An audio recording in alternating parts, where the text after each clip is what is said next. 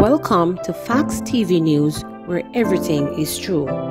Lynette Brown listens to Prime Minister Andrew Holness defending vaccines. Lynette Brown, a resident of Grantspen in St. Andrew, listens to Prime Minister Andrew Holness defending vaccine during a tour of the community to bolster the local COVID-19 vaccination program and encourage members of the community to get vaccinated. By my name would humble themselves and pray, seek my face and turn from our wicked ways. Lock down the country, Mr. Antoinette. Lock it down before you win. I saw the election and run it out on my program every day. I see the landslide. Sir, please, for God's sake, come off your pumps and pride. No disrespect to you, sir. I'm humble before God. Go before God. Lay down and prostrate and say, Lord, show in a late. If God tell me that it is, oh God, Mr. Hanson, if God said that, that's what he meant. I was the one that bring the message to the then Prime Minister, Mr. Bruce Golding, and tell him to call the nation on a fasting. Have you vaccinated? No, I'm not. The blood still just gone. People are saying that the vaccines are unnatural. There's nothing unnatural. God created it through man. Taking the vaccine does not in any way reduce your faith in God. God is going to protect you. And the way in which you are protected is that He has created man with the intelligence to create a medicine that can cure. We need, as a nation, to humble ourselves before God and turn away. I agree with you. But I also said to you that what God has created, that we know as medicine, is not different from any other medicine. This has been around for hundreds of years, saving life. Let us be wise. Let us keep the knowledge that is here. Let us as a people, my dear, keep praying to God to save our nation. But let us also do what is necessary. Massive fire raged at Temple Hall, St. Andrew. A 9-bedroom house was engulfed by flames. The Stony Hill Fire Unit arrived on the scene almost an hour after the blaze started. But this is the situation here in Temple Hall. This is a 9-bedroom unit. The fire started around about 10 o'clock. Another section of the building which houses a tenant is now on fire. No fire unit has arrived on the scene. Get to understand that the unit from Temple Hall is elsewhere fighting a blaze, and they're trying to source one from Halfway Tree. I don't have river me there. I take out some sun. Oh. Room in there. Okay. And you see smoke and fly up, come up. And when you go, you couldn't go into my room at all. Yeah. And slam back the door. You see a couple of pieces of the phone. You see them soon. You see one pair of food. That was all you were able to get from your area? I'm seeing little food. Little food? Yeah.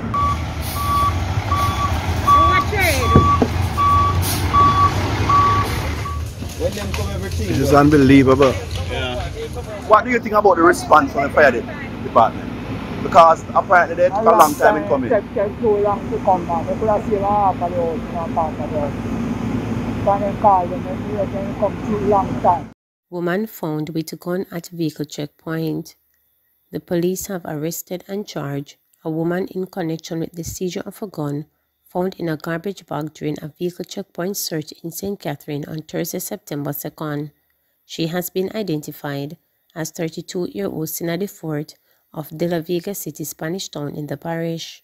Ford has been charged with illegal possession of firearm and ammunition. Reports are that cops were conducting a vehicular checkpoint in the Damhead Road community about 4:30 p.m. when the driver of a Toyota Hiace minibus was signaled to stop. The police said the vehicle and its occupants were searched when Ford was found carrying a garbage bag containing a .38 revolver and 3 9mm cartridges. She was subsequently charged following an interview. Mount Providence students in danger of missing out due to absent devices. There is concern that some students at Mount Providence Primary and Infant in Clarendon will be left behind as they lack devices to engage in distance learning. The new school year began on Monday. Principal Tricia Sinclair Campbell says the parents of these students are in need. The most I can do is to make arrangements to get the schoolwork to them, and thankfully, the Ministry of Education has opened up the platforms where they can access lessons, Sinclair Campbell reported. She said getting devices to students is critical, as it will put them in a better position to learn. Commenting on the community's reality, Campbell said many parents have been hit hard in COVID-19 pandemic, leaving families in harsh conditions. It is a vicious cycle, and we know that we cannot help all of them to get tablets, but if we can get 4 or 5 or 6, they would go a far way. Campbell said it breaks her heart to know that some students will be missing out on their education. Still, she is expressing gratitude for the extra effort the Ministry of Education is making to take lessons to the rural areas. If they can't access it online or digitally, then if they have a rabbit ear television, then the portal will also be open to them, she shared. The only drawback Campbell noted is that not all students are able to learn without a tutor where they can ask questions on the spot during the lesson. Campbell shared that for the new school year she was looking forward to return to face-to-face classes, but the surge in the COVID cases had shattered those plans. But for now, we need some devices, and my prayers is that some good Samaritan will come on board and help them. I am hopeful that hearts will be touched to answer these parents' prayers, she said. It's quiet among court reporters over working conditions.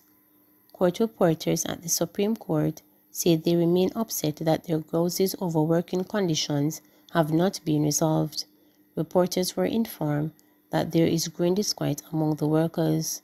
We are now contemplating what is the necessary action to take, a court reporter stated. In July, the court reporters were upset and comments made by Chief Justice Brian Skies when they wrote to him complaining that they did not have the necessary tools to do their work. Skies, in response, queried whether the court reporter had been seeking dialogue on their resource issues.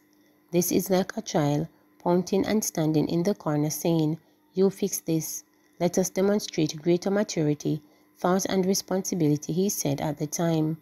However, some of the court reporters said yesterday that despite their complaints of inadequate computers, staff shortage, being underpaid and overburdened with work, the issues have not been addressed.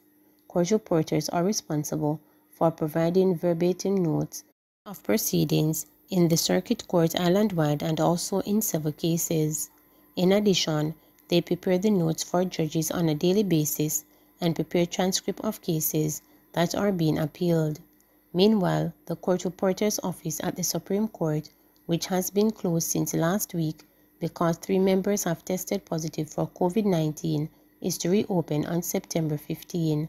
The office has since been sanitized.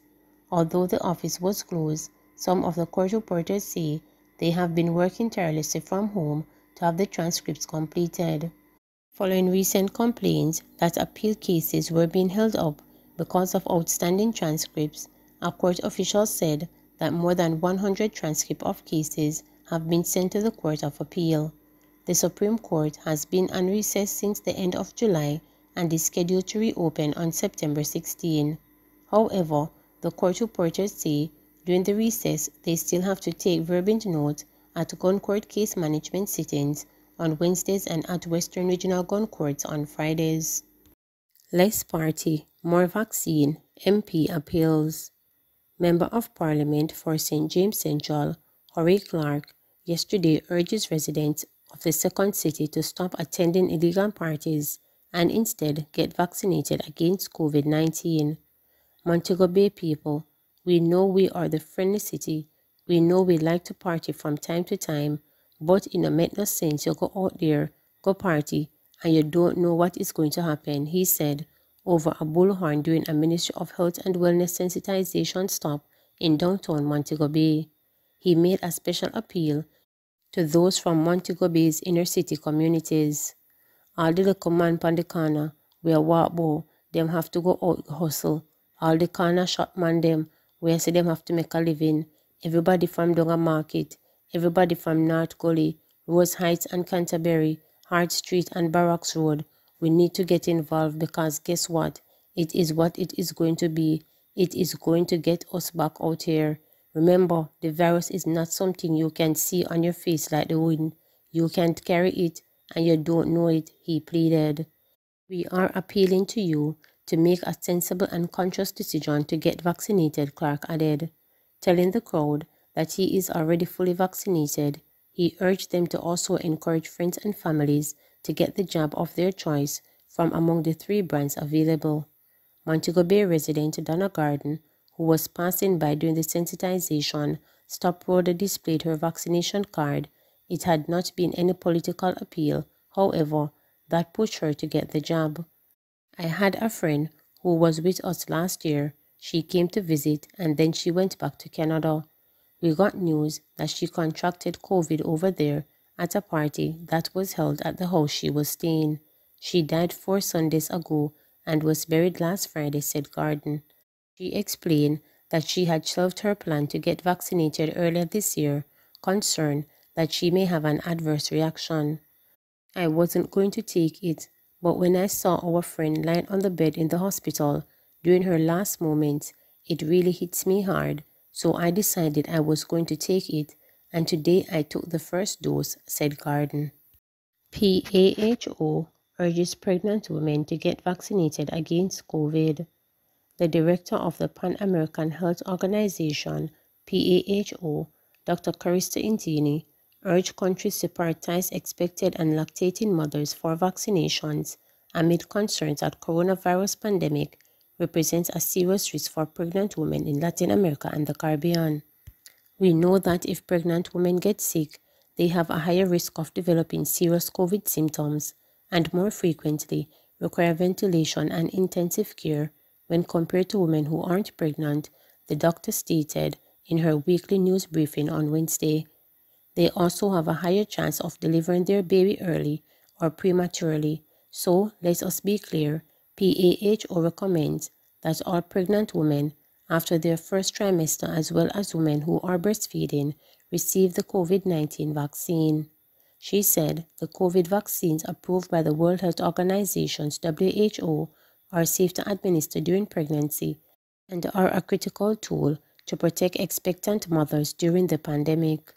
More than 270,000 pregnant women have been sick with COVID in the Americas so far, and more than 2,600 have died from the virus. The problem is particularly acute in Mexico and Colombia, where COVID-19 has become a leading cause of maternal deaths in 2021.